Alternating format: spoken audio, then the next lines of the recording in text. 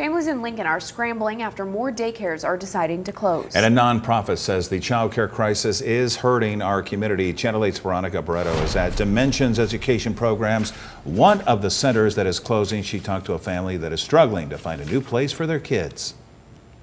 The recent closure of 3 daycares in Lincoln is intensifying the child care crisis in the region.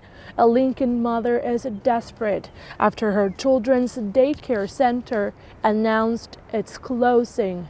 With my 2 kids, I honestly don't know right now what I'm going to do after losing childcare.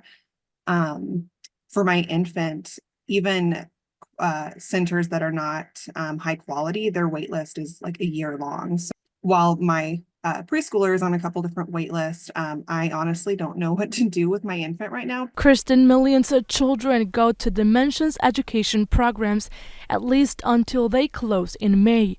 She feels like it's a race to enroll in a new facility, but she says there aren't many options. Losing pandemic funds and workforce shortages are the main reasons behind the closures, Lincoln Littles says. This adds hundreds of kids to waiting lists across Lincoln. Do you think about 500 children? You think about those parents.